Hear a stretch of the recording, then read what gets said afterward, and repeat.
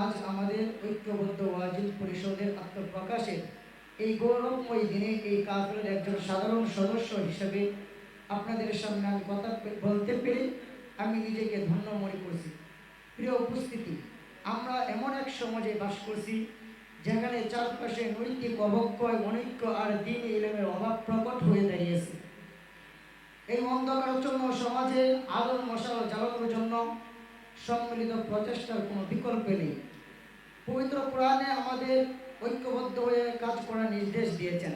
আল্লাহ বলেন, ওয়াতাআওয়ানু আলাল বিররি ওয়াত তাকওয়া ওয়া লা তাআওয়ানু আলাল ইসমি ওয়াল উদওয়ান। তোমরা সৎকর্ম ও তাকওয়ার ক্ষেত্রে একে অপরকে সহযোগিতা করো এবং পাপ কাজ ও সীমা লঙ্ঘনের কাজে একে অপরের সহযোগিতা করো না। আজ যে সংগঠন আত্মপ্রকাশ ঘটল তার মূল লক্ষ্যই হইল এই আয়াতের প্রতিফলন ঘটানো। আমরা সমাজ থেকে অন্যায় দূর করে একটি শান্তিময় এবং ইসলামী আদর্শ সমাজ করতে রাসূলুল্লাহ সাল্লাল্লাহু আলাইহি ওয়াসাল্লাম বলেছেন যে একজন মুমিন অপরের মুমিনের জন্য ইটের গাঁথুনির মতো, যার এক অংশ অপর অংশকে শক্তিশালী করে।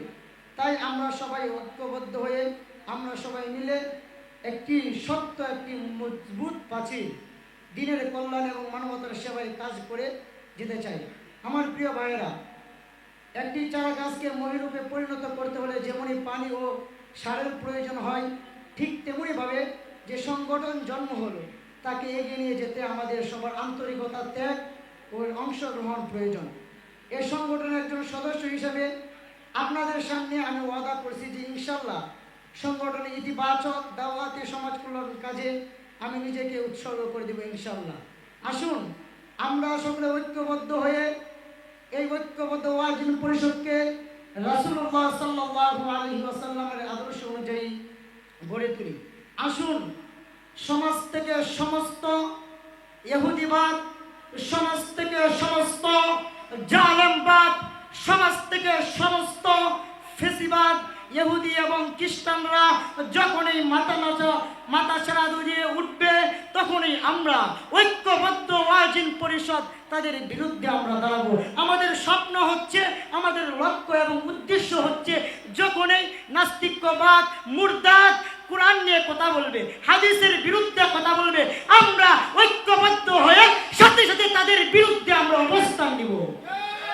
আমাদের এই ঐক্যবদ্ধ ওয়াজিল পরিষদ থেকে আমি বলতে চাই, ইসলামকে মাইনাস করে, ইসলামের বিরুদ্ধে আচরণ করে যারাই করবে তাদেরকে আমরা ঐক্যবদ্ধ হয়ে তাদের বিরুদ্ধে আমরা কঠিন ব্যবস্থা নিব।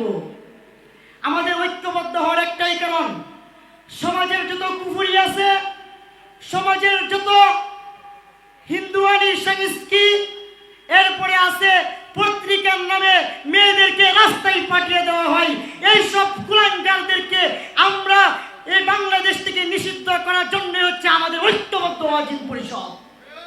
এই ঐক্যবদ্ধ ওয়াজিল পরিষদ এই বেহায়াপনা যারা পত্রিকার নামে মেয়েদেরকে লেলিয়ে দেয় তাদের বিরুদ্ধে হবে আমাদের অবস্থান। যারা মুসলমানের সমাজের মধ্যে বসে মুসলমানদের দাড়ি এবং মুসলমানদের টুপি নিয়ে যারা কটাক্ষ করে, আমাদের অবস্থান হবে তাদের বিরুদ্ধে।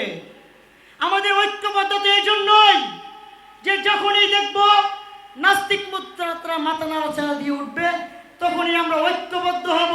ঐক্যবদ্ধ হয়ে আমরা সমাজ থেকে সমস্ত ইসলাম বিদ্বেষী কাজকে আমরা বন্ধ করে আমরা এই সমাজের মধ্যে, রাষ্ট্রের মধ্যে ইসলাম কায়েম করবে ইনশাআল্লাহ। সম্মানিত উপস্থিতি, আজকে ঐক্যবদ্ধ ওয়াজিল পরিষদের আমি সুদীর্ঘ কামনা করি যেন এই ঐক্যবদ্ধ ওয়াজিল পরিষদ যেন শক্তিশালী একটি সংগঠন হইতে পারে।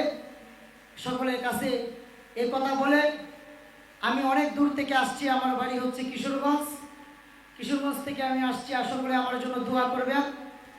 আমিও ছোট মানুষ, যদি আমার কথা বলতে গিয়ে যদি কোনো ভুল ত্রুটি হয়ে থাকে আপনারা আমার কথাগুলো ক্ষমার দৃষ্টিতে দেখবেন।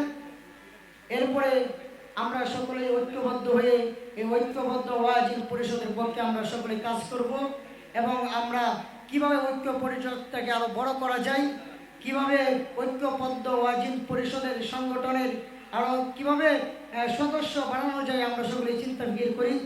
ওমা তৌফিক ইল্লা বিল্লাহ।